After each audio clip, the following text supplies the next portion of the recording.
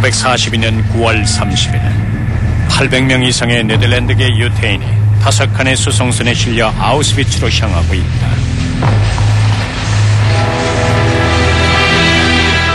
같은 날 한 급행열차가 독일에서 스위스로 가고 있다. 승객은 어른 남자와 여자, 아이들까지 12명의 유태인이다.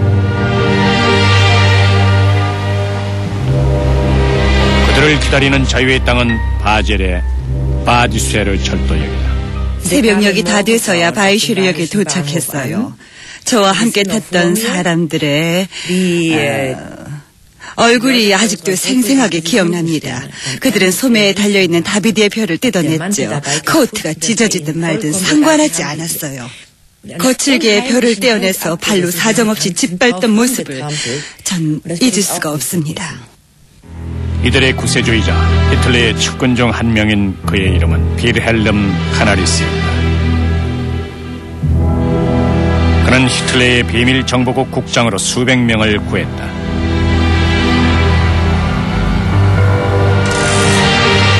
동부전선의 독일 군인들은 카나리스의 명령을 받고 적의 후방에서 싸웠다.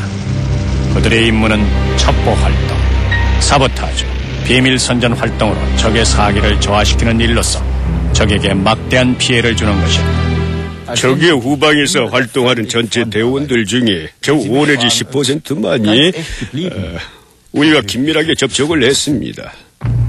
히틀러의 군인으로 복무하면서 복종과 양심 사이에서 심한 갈등을 겪었다.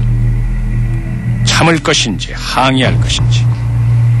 히틀러의 측근이자 적대자였다. 누구는 살려주는가 하면 누구는 무자비하게 살해했다. 어떻게 양면적일 수 있을까? 빌헬름 카나리스도 정답을 찾지 못했다. 한 개인에 관한 문제는 복잡미묘해서 어쩌면 영원히 풀리지 않는 숙제일지도 모릅니다. 각자가 판단할 몫이지요.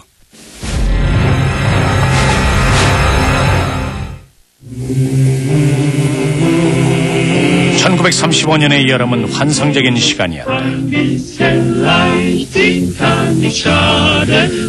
몇 년 뒤에 벌어질 일을 아는 사람은 아무도 없었다. 그해 카나리스는 정보부 국장이 됐다. 그의 정보부 아프베르는 국방군 소속이었다. 부대는 아직 소규모였지만 오래전부터 새 정부와 발맞춰왔다. 국방군에는 카나리스도 참석했지만 보이지 않는다. 사진 찍는 걸 몹시 싫어했기 때문이다. 처음으로 그를 만났을 때 그는 50대였는데 중후한 멋이 풍기는 신사였죠. 자신이 해군이라는 걸 매우 자랑스러워하는 훌륭한 독일군 중에 한 사람이었어요. 카나리스 제독은 제 기억에 매우 친절하고 기품 있고 다정다감한 사람이었지요. 작은 키에 순하게 생긴 둥근 눈으로 빤히 쳐다보는 것 같지만 사실은 상대의 속마음을 간파할 줄 아는 사람이었죠.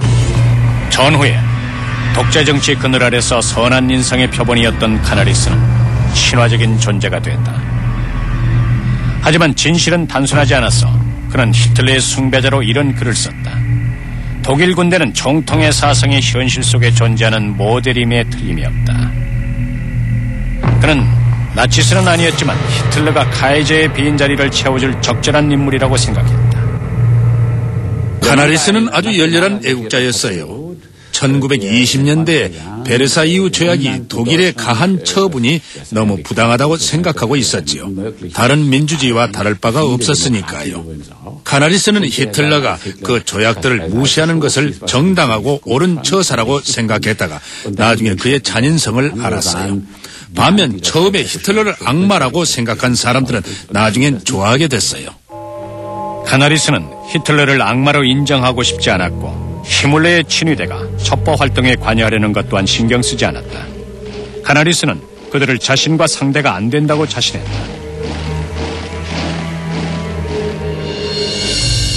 그의 정보부인 아프베르의 이름이 점점 유명해졌다. 첩보 활동이 확대될수록 대원들의 무기 또한 신식으로 바뀌었다. 적을 감탄시켰다. 카나리스의 첩보 능력은 매우 전문적이었어요. 아주 효율적으로 일을 처리했죠.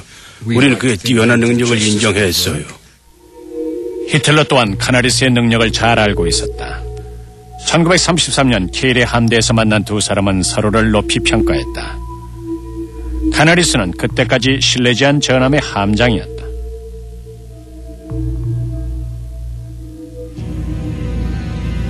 히틀러는 이용 가치가 있는 그의 이름을 기억해 두었다. 특히나 카나리스는 이미 큰 공을 세운 바 있었다. 1차 대전의 무시무시한 잠수함 유보트의 함장이었다. 또 카나리스는 이미 중립국 스페인에서 첩보 요원으로서의 기량을 닦았다. 포로에서 2번이나 탈출을 시도했는데 한 번은 안데스의 산맥을 넘어 칠레에서 아르헨티나로, 또 한 번은 이탈리아 감옥에서 사제로 위장하여 깜짝같이 탈출했다. 카이저의 첩보원인 마타리를 유혹했다는 소문은 그에게도 기분 나쁜 일은 아니었다. 로자 룩셈부르크의 살인에 그가 개입한 증거가 있다. 그녀를 살인한 자와 같은 부대에서 근무하던 그는 군사재판관으로 살인자에게 2년이라는 가벼운 형량을 내렸다. 얼마 후 가짜 군복을 입고 위조 서류를 가져온 장교가 그를 감옥에서 꺼내주었다. 이렇게 처리한 인물이 카나리스임이 밝혀졌다. 그에게 공산주의자를 살인하는 것은 무죄였다. 그의 상관은 자로 잰 듯 정확한 그의 정치 정세 판단 능력을 높이 샀다. 그런 능력은 나치스 정권하에서 빛을 발했다. 히틀러는 그가 정보부 국장으로 전혀 손색이 없다고 여겼어요. 당시에 그의 첩보 능력을 따라올 자는 아무도 없었으니까요. 누구나 인정하는 최고 첩보원의 첫 번째 시험은 1936년의 스페인 내전이었다. 다시 한번 공산주의자가 적이었다. 카나리스는 우익의 희망인 프랑코를 잘 알고 있었다.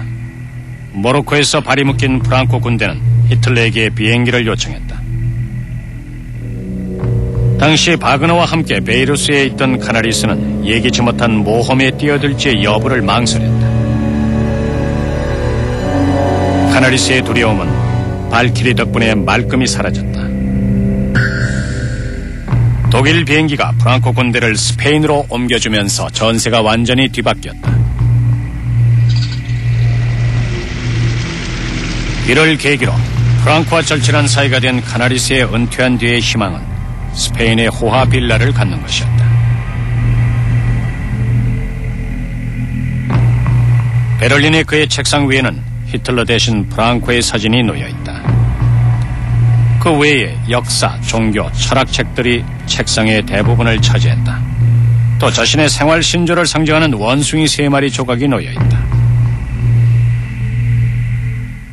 한 마리는 손으로 자기 2귀를 감싸고 있고, 다른 한 마리는 입을 손으로 가리고, 가운데 한 마리는 눈을 가리고 있어요. 그건 아무것도 모르고 아무것도 말하지 않고 아무것도 듣지 않는다는 뜻으로 늘 말 조심하란 얘기지요. 곧 그 자신에게도 해당되는 말이었다. 1938년 히틀러는 수데텔란트를 요구하며 무력으로 위협했다. 체코슬라바키아가 동원되자 카나리스는 유럽에 전쟁이 일어날까 노심초사했다. 굳이 수데텔란트를 점령할 필요가 있을까? 평화주의자는 아니지만 체코 군대의 위력과 서방 세계의 간섭에 걱정이 앞섰다. 필요하다면 전쟁 도발자를 방해할 생각이었다. Die Deutschen in der Tschechoslowakei sind weder wehrlos noch sind verlassen. 그의 공모자인 한스 오스터 대령은 카나리스의 친구이자 동료였다. 또 한 명 육군 참모총장인 로이거 백도 있었으나 둘은 선뜻 나서지 않았다. 설사 대상이 히틀러일지라도 대역죄는 대역죄이다. 하지만 적절한 시기에 히틀러를 체포할 수 있도록 돌격 부대에게 무장 지시를 내렸다. 이때처럼 그의 목적을 위해 적극적인 적이 없었다. 그 일에 관여했던 모든 사람들이 지나간 일을 놓고 늘 의견이 일치하지는 않지만 그때만큼은 히틀러에 반대하는 반란을 일으켰어야 할 때라고 인정을 했어요. 만장일치였지요. 바로 그때 뜻밖의 상황이 벌어졌다. 영국의 총리 네빌 체인벌린이 히틀러의 요구를 받아들였다. 영국군이 재무장할 시간을 벌기 위해 선택한 임시 방편이었다. 전쟁 도발자가 평화의 왕자라는 칭송을 받자 잠정적으로나마 계획을 미뤄야 했다. 그를 무너뜨리기엔 인기가 너무 높았다.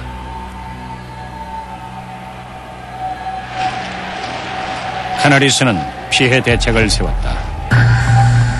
상대편은 쿠데타 계획에 대해서 얼마나 눈치챘을까? 과연 새 친위대장 하이드리히는 얼마나 알고 있었을까? 카나리스가 직접 조사에 들어갔다. 해군 시절부터 친분이 있던 둘은 정기적으로 승마를 다녔다. 히틀러의 신복과 승마를 타다니 단순한 직업적인 흥미였을까 아니면은 우정일까? 하이드리히는 카나리스 제독과 함께 해군으로 복무하던 때부터 잘 알던 사이였지요. 물론 아주 돈독한 관계였고요. 당연하죠. 아프베르 국장이었던 제독이 하이드리히를 적으로 둘 수는 없는 일이니까요. 그랬다면 첩보 활동에 크나큰 지장을 받을 게 명백한 사실이니까요. 하지만 공적인 업무를 뛰어넘어 하이드리히는 카나리스의 맞은편 집으로 이사왔고 두 가족이 함께 음악을 연주하거나 식사를 했다. 히틀러의 제3제국에서 가장 이상한 관계는 카나리스와 대량 학살의 주모자 사이의 우정이었다. 우정은 첫 유태교 예배당을 무너뜨리는 공포 정치에도 계속됐다. 1938년 카나리스는 몹시 동요했다.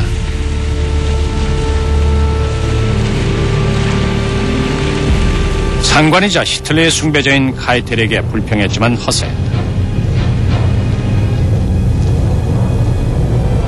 카나리스는 불의를 바로잡기 위해서 여러 가지로 손을 썼다.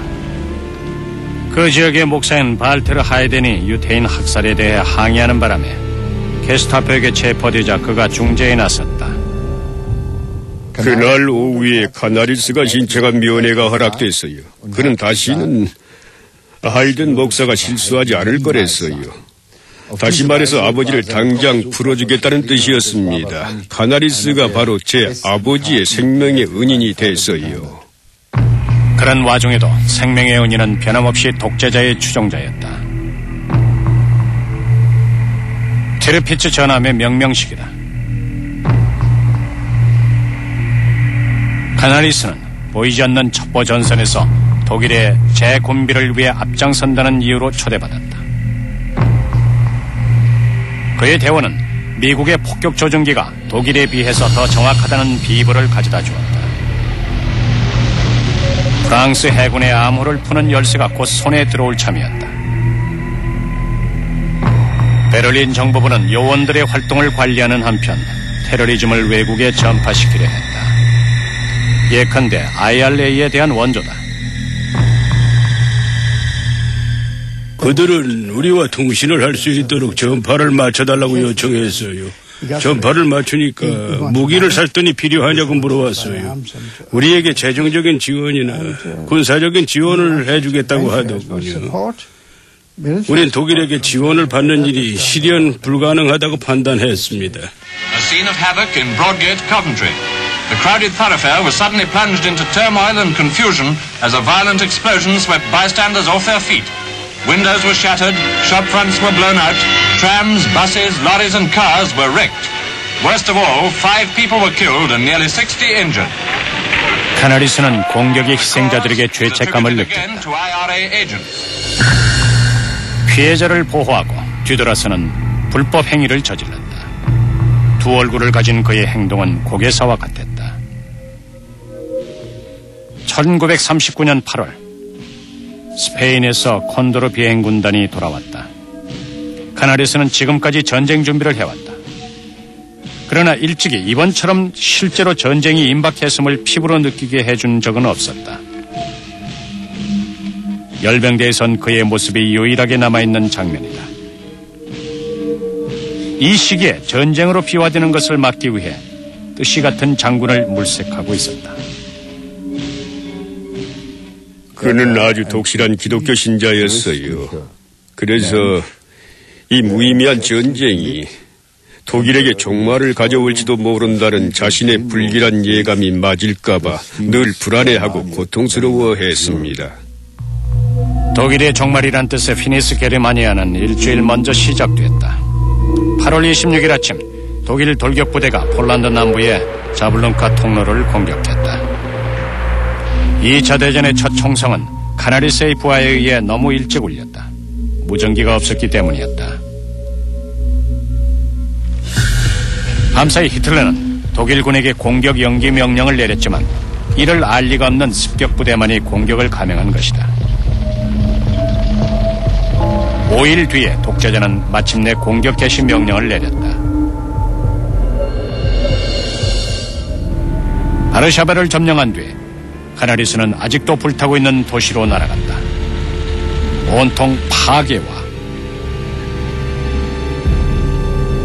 고통으로 얼룩져 있었다. 다시 한번 공적인 업무로 돌아와 총통의 열차에서 상관인 카이텔에게 호소했지만 이번에도 묵살당하고 말았다.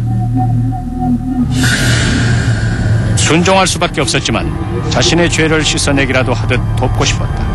첩보원의 신분으로 폴란드계 유태인을 보호하고 해외로 보내주었다.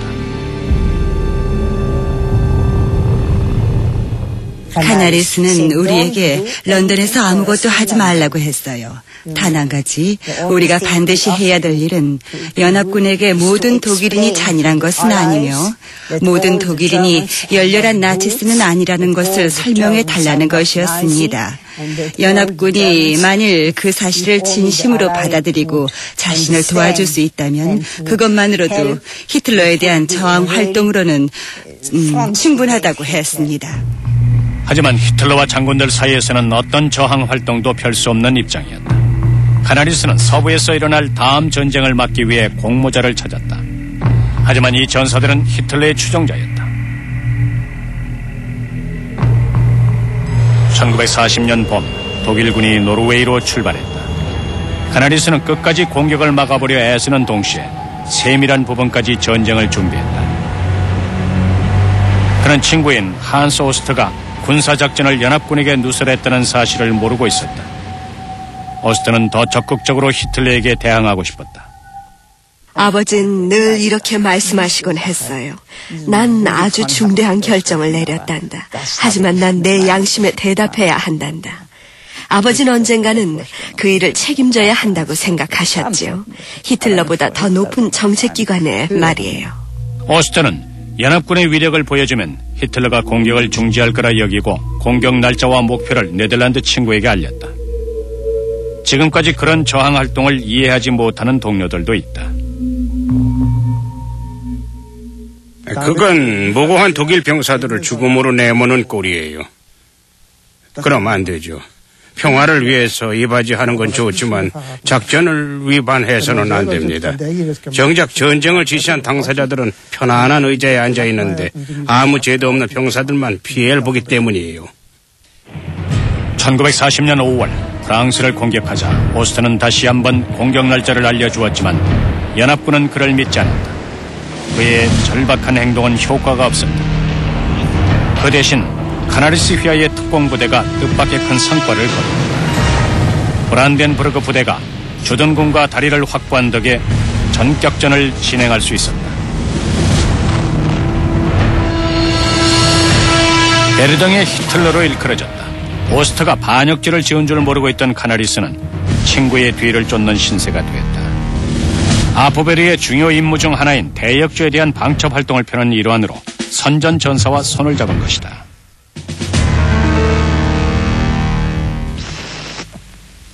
Jedenfalls hat Dienstgeheimnisse leichtfertig einer fremden Macht in die Hände gespielt. Das allein schon ist strafbar. Wenn sich aber herausstellen sollte, dass es vorsätzlich getan hat, so ist das Landesverrat. Und da gibt es keine Gnade. Parole, Mund halten. Feind,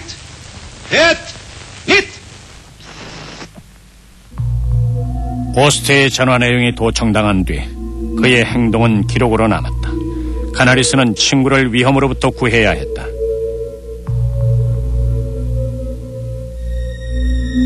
사실을 알게 된 진위대장 하이드리히는 이를 아프베르 국장을 공격할 건수로 삼았다.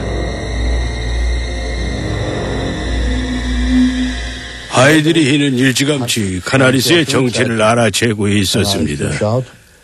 그래서 히틀러에게 수차례에 걸쳐 경고를 했어요. 카나리스가 이중 첩자란 사실은 히틀러는 물론 그 상황을 잘 알고 있는 모든 사람들을 경악시킬 만한 일이었죠. 하지만 히틀러는 카나리스를 매우 신임했기 때문에 아주 오랫동안 그의 잘못을 덮어주었습니다. 히물러 또한 야심적인 경쟁자 하이드리히를 견제하기 위해 꼭 필요한 카나리스를 감싸주었다. 하이드리히는 그의 승마 파트너가 정보부에서 일하면서 남몰래 고군분투하는 동안 카나리스와의 우정을 계속해서 유지했다. 카나리스는 결국 차선책을 선택하기로 결정했다. 점점 회의에 빠지는 횟수가 늘어갔다. 부정과 도덕 사이에서 갈등하면서 점점 지쳐갔다. 이러지도 저러지도 못했다. 카나리스는 전쟁이 일어나는 동안 괴로움 때문에 몸부림쳤어요. 그래서 여기저기 여행하고 한시도 가만히 있질 못했지요. 마음이 불안했기 때문이에요. 갑자기 일주일 동안 훌쩍 떠났다가 또 갑자기 돌아오곤 했으니까요. 거의 제정신이 아니었지요. 카나리스의 대원이 폴란드에서 게토가 만들어진다고 보고했다. 대량 학살의 첫 단계였다. 카나리스는 증거를 수집하게 했다. 그의 절친한 친구 한스 폰 도난니가 죄가 될 만한 서류를 모았다. 쿠데타를 일으킨 후 재판에 제출할 요량이었다. 하지만 이 자료는 음모자를 더욱 괴롭혔다. 신교도인 카나리스는 마음을 진정시키기 위해 어두침침한 성당으로 도피했다. 그는 매우 심각한 우울증에 시달렸어요. 얼굴만 봐도 금방 알 수 있을 정도였죠. 허공을 바라보는 그의 흐릿한 두 눈이 슬픔에 잠겨 있었어요. 스페인 여행은 위안이 됐다. 히틀러는 인코크니토에게 프랑코를 설득시켜 지브롤터 항구를 점령하라고 명령했다. 거대한 슈퍼건과 박격포를 세바스토폴에서 보았어요. 아주 획기적인 무기였습니다. 한 방만 날려도 엄청난 숫자의 적을 죽이기에 문제없어 보였지요. 해군 기지는 지중해 연안을 지배하는 열수였지만 히틀러의 전령사는 그의 명령을 따르는 대신 프랑코에게 개입하지 말라고 충고했다. 따라서 프랑코는 정중하게 거절하고 자신의 권력을 확실히 다지는 데 힘을 기울였다. 1941년 6월 9일 빌헬름 2세인 카이저의 장례식은 망명국인 네덜란드에서 치러졌다. 카나리스도 참석하여 그의 죽음을 애도했다.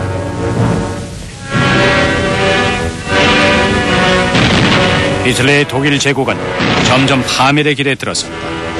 소련 공격을 2주 후로 앞두었을 때 카나리스가 전쟁에 반대했다. 훨씬 더 많은 폭격기가 독일 도시를 공격할 것이며 제때의 무기를 공급할 수 없을 거라고 경고했다. 하지만 전쟁 도발자는 정보부 국장을 비관주의자라고 나무랐다.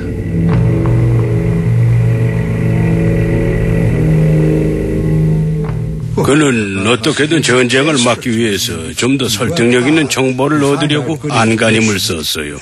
그렇지만 그의 상관은 그것들을 무시해버렸죠. 화를 벌컥 내면서요.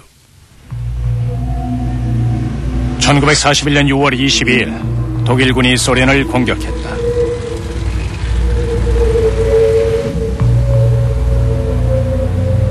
전차로 밀고 들어갔다.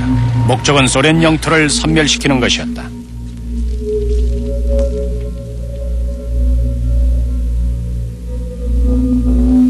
겨울이 오자 난항에 부딪혔다. 독일군은 소련 못지않게 막대한 인명 손실을 입었다. 카나리스가 옳았다. 그런데도 히틀러가 그를 희생양으로 삼아 파면시키자 제독은 도저히 받아들일 수가 없었다. 사령부로 찾아가서 히틀러에게 복귀시켜 줄 것을 부탁하는 데 성공했다. 카나리스는 그와 대화가 통하는 상대였어요. 히틀러를 다루는 법을 잘 알고 있었지요. 그러면 히틀러는 가끔 그렇듯이 매우 정중하게 받아들였어요. 아주 친절한 어투로 카나리스가 이끄는 아프베르의 활동을 극구 칭찬했습니다. 카나리스는 무슨 이유로 이 범죄적 전쟁에서 책임을 계속 수행하려 했을까? 상황이 악화되는 것을 막기 위해서였을 것이다. 더욱 악화됐다. 동부 전선에서도 정보부의 역할은 살인이었다. 신병대원은 전쟁 포로 중에서 선발됐다. 태반이 훈련 도중에 죽었다. 불행하게도 제가 훈련시킨 신병들이 죽는 걸 봐야 했습니다. 심지어 전하 교환수도 이제 막 활동에 들어갈 참이었죠. 장비도 주어진 상태였고 무전작전도 모두 알고 있었어요. 모든 게 수포로 돌아갔죠. 비밀 정보까지 알고 있었는데 말입니다. 결국 죽여야 했죠. 차마 우리 손으로 죽일 수는 없었기 때문에. 아프베르 사령부의 대원들이 신병들을 보안대에 넘겼어요. 대신 자신들의 무덤을 파는 것을 지켜봤어요. 겁이 많은 첩보원은 총살당했다. 브란덴부르크 부대원도 마찬가지였다. 유격전이었다. 오늘날까지도 참전자들은 잔인한 살인 행위를 정당하게 여겼다. 게릴라군이 우리에게 한 그대로 후방에서 안가품을 했어요. 그렇게 할 수밖에 없었어요. 왜냐하면 게릴라들이 독일 군용 수송선을 벌집 쑤시듯 총으로 구멍낸 것을 봤거든요. 정말 끔찍한 광경이었습니다. 타고 있던 수많은 독일 군인을 희생시켰으니 우리도 그럴 수밖에요. 다른 대원은 하지 못했다. 대신 카나리스의 지휘 아래에서 살인을 일삼아오던 비밀 경찰들이 도맡았다.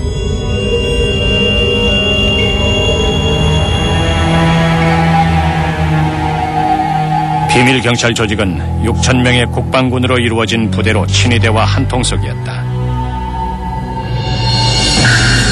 카나리스는 그들의 모든 행동을 알진 못했지만 공동 책임을 지고 있었다. 하이드리히는 비밀 경찰을 친위대로 통합시키길 원했다.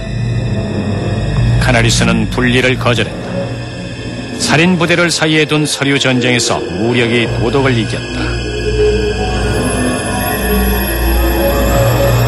그러나 결정을 내리기 전 승마 파트너는 죽었다. 제가 그 낡은 건물의 계단을 걸어 내려가고 있을 때 마침 올라오던 중인 그와 마주쳤어요. 그가 자네 들었나? 하이드리히가 살해됐다는 건. 전 아무렇지도 않다는 듯이 그런 녀석은 죽어도 싸줘라고 했습니다. 그런 사무적인 어투로 이따 10시에 자기한테 들으라고 했어요. 10시에 가자 제게 이렇게 말하더군요. 무엇보다 하이드리히도 어디까지나 귀중한 한 인간일세.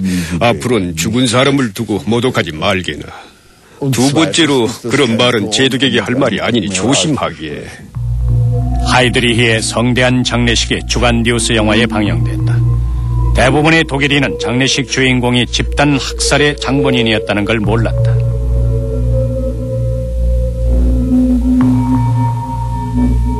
카나리스는 절친한 경쟁자를 위해 눈물을 흘렸다. 비상사태가 발생했다. 대서양에서 잠수함이 실종됐지만 해군은 그 이유를 알아내지 못했다.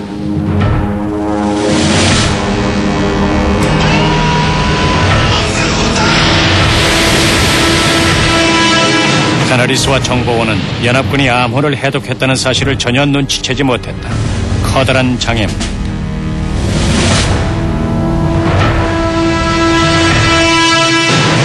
점점 더 많은 대원들이 체포되면서 카나리스의 첩보 요원에겐 불가능한 임무가 되어버렸다. 연합국 측은 독일 정보부의 모든 작전과 날짜를 알고 있었어요. 독일 첩보원 한 명이 제 생각엔 잠수함을 타고 온 것 같았어요. 제일 가까운 기차역으로 걸어가서 기차를 탈 준비를 했어요. 그 남자가 눈치를 챘는지 그곳에 여러 시간 동안 앉아있더군요. 그때 두 남자가 다가가서 그 독일 첩보원을 체포했습니다. 아프베르는 활동 영역을 해외로 넓혔다. 예루살렘의 팔레스타인에게 무기와 폭발물을 넘겼다. 이라크에서는 반란을 선동했다. 이집트에 있는 롬멜의 요청으로 무성국을 세우기 위해서 이 남자를 파견했다. 영화에서처럼 영국인 환자로 가장한 진짜 알마시 백작은 카나리스의 대원이었다. 그 또한 임무에 실패했다. 미국을 상대로 한 파스터리우스 작전을 위해 독일 침입자들은 유보트를 타고 플로리다와 뉴욕 외곽에 상륙했다. 그들의 임무는 폭탄 공습, 공황 확산이었다. 그러나 FBI가 그들을 거의 단번에 체포했다. The submarine saboteurs were in jail 2 weeks after they landed. 6 of the 8 were executed after a military trial. 히틀러는 분개했다. 대원들은 뛰어난 첩보원이거나 나치스 당원이었기 때문이다. 카나리스에게 유태인이나 죄인을 이용하라고 명령했고 이는 즉각 수행됐다. 카나리스는 히물러와 세부 사항을 의논한 뒤 대원으로 지목된 독일계 유태인을 파견했다. 우리가 알고 있던 건 히물러가 찬성했다는 거예요. 첩보원으로 활동할 수 있도록 허락해 준 거였죠. 처음엔 그게 무슨 말인지 몰랐어요. 그들은 제게 스위스를 돌아다니면서 영국과 미국에 대한 첩보 활동을 하라고 명령했어요. 히틀러를 위해서 첩보 활동을 하는 사람은 아무도 없었다. 매일 수천 명이 강제 수용소로 보내지는 동안 카나리스가 구한 사람은 겨우 몇백 명이었다. 대부분 스페인과 스위스로 갔다. 오늘까지도 그를 고맙게 여긴다. 1942년에 그가 우리를 구해주지 않았다면 오늘 제가 이 자리에 나오는 일도 없었을 겁니다. 도저히 살아나올 방법이 없었거든요. 생명의 은인이자 살인 협력자로서의 두 얼굴은 한 장소에서 공존하지 않았다. 카나리스는 수용소에서 벌어지는 일을 알고 있을 뿐 아니라 직접 관여하기도 했다.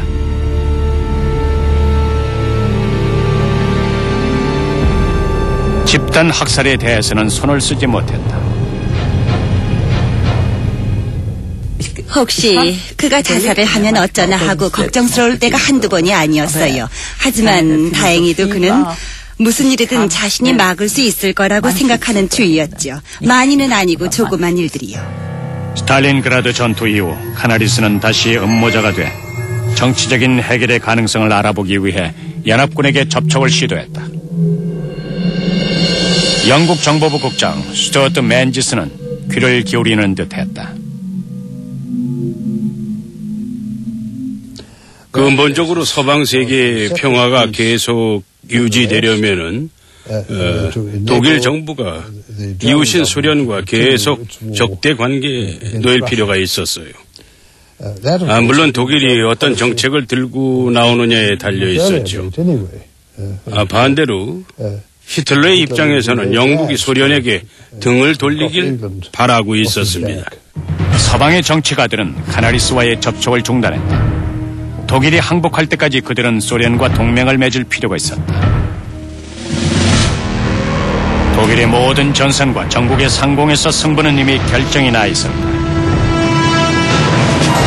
1943년 3월 13일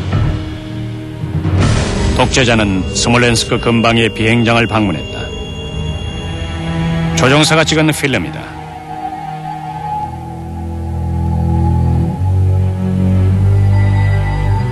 카나리스도 있었다. 히틀러의 전용 비행기에 폭탄이 장착된 수화물이 실려 있었다. 음모된 오스트와 도난니가 있었다. 카나리스는 이 작전을 얼마나 알고 있었을까? 이렇게 말했어요. 내게 아무 말도 하지 말게. 힘이 닿는 데까지는 자네가 다치지 않도록 최선을 다해 도와주겠네. 하지만 자세한 내용은 알고 싶지 않아 라고 했어요. 자세한 내용은 몰랐지만 어쨌든 음모자를 지원했다. 그러나 히틀러의 비행기에 둔 폭탄은 기폭장치가 너무 차가워서 불발에 그쳤다. 카나리스는 부하 대원들과는 달리 히틀러를 암살하는 것이 올바른지에 대한 확신이 없었다. 저와 동료 대원들은 우리가 하고 있는 일이 독일을 구하는 방법이라는 강한 신념을 가지고 임했습니다. 또 독일을 구하기 위해선 그 방법이 필요했죠. 물론 지도자를 제거한다는 죄책감은 들었지만 그런 감정은 사채 지나지 않았어요. 독일을 위해서는 꼭 필요한 일이었죠. 카나리스를 둘러싼 의혹은 그를 지치게 했고 건강까지 악화시켰다. 1943년 4월 게슈타포의 감시관과 육군 사법관이 아부베르를 철저히 조사했다. 그들은 오스트와 도난니를 공모자로 간주했다. 더 이상 동료들을 보호할 수 없었다. 카나리스는 돕지 않았어요. 그때 조사관에게 이렇게 말했어야 했죠. 이보게, 자넨 들어오지 말고 잠깐 옆방에서 기다려주게. 그리고 상관인 가이틀에게 연락했어야 했습니다. 또는 히물러나 히틀러에게 전화해서 그들을 잡아가지 못하도록 부탁해 볼 수도 있었을 것입니다. 그럴 만한 힘이 없었다. 곧이어 히물러가 정보부를 장악했다. 드디어 그의 테러 조직이 완성됐다. 카나리스는 면직당했다. 순순히 받아들였다. 카나리스는 퇴출당했다는 사실을 받아들였어요. 제가 보기에도 직장을 그만두는 것에 대해 그다지 미련이 없는 것 같았어요. 그에게는 너무 불리한 상황이었거든요. 직장에서 해고당하는 불행을 시작으로 그의 불길한 예감이 현실로 나타났다.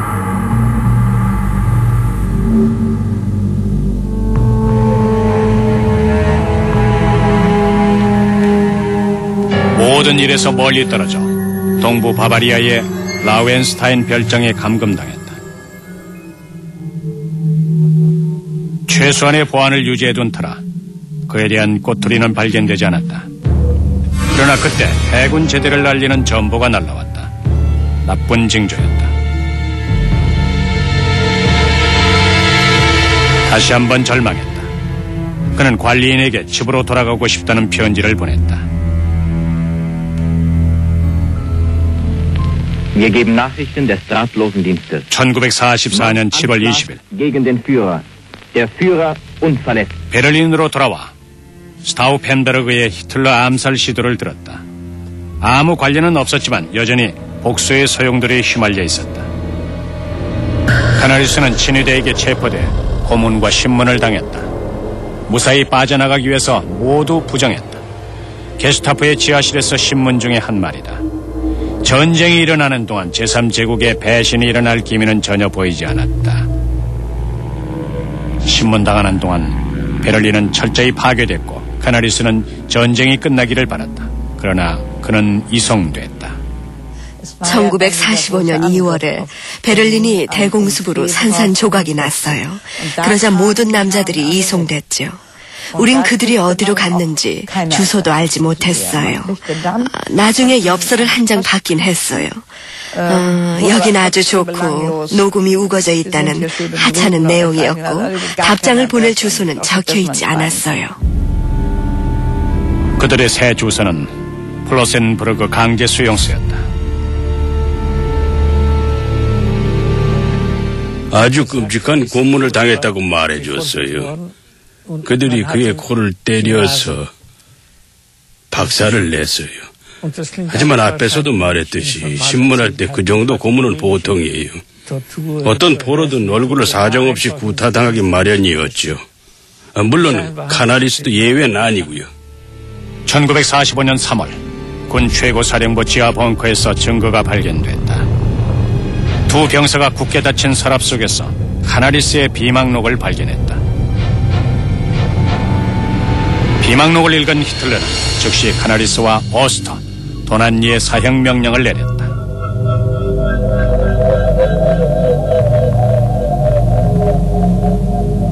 (4월 9일) 그는 플로센브르그에서 교수형을 당했다. 그는 살인 명령을 내린 히틀러의 적대자이자 추종자였다.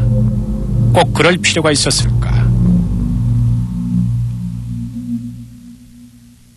아마 그것이 전시의 저항 단체를 위해서 일하는 모든 사람들에게 가장 대답하기 어려운 질문일 거라고 봅니다. 그들은 정체를 숨겨야 했어요. 노출돼서는 안 되었죠. 때에 따라서는 전쟁 기관의 직원으로 일할 수밖에 없었어요. 안전을 위해서요. 4월 중순 수용소를 점령한 미군이 남아있는 몇 명의 포로들을 풀어줬다. 4일만 일찍 왔다면 카나리스도 살아남았을 것이다. 과연 승리자들은 그를 히틀러의 반대파로 인정했을까? 여기 다른 의견을 갖는 사람도 있다. 우린 카나리스가 명령한 수많은 작전 때문에 얼마나 많은 사람들이 죽었는지를 잊으면 안 됩니다. 그는 자신의 아프베르가 얼마나 훌륭한 조직인지 증명하기 위해서 자신과 마찬가지로 히틀러를 반대하는 다른 사람들을 죽였어요.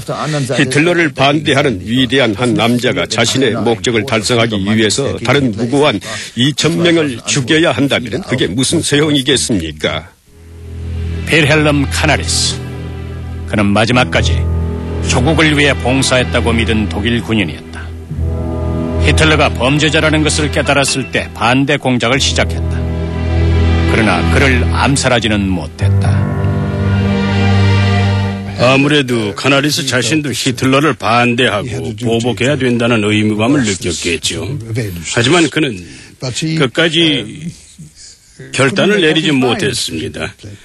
히틀러가 자신을 처형하라는 명령을 내릴 때까지도 계속 망설였던 것뿐이었죠. 카나리스는 독일을 위해서 봉사했다고 보는 게 마땅합니다.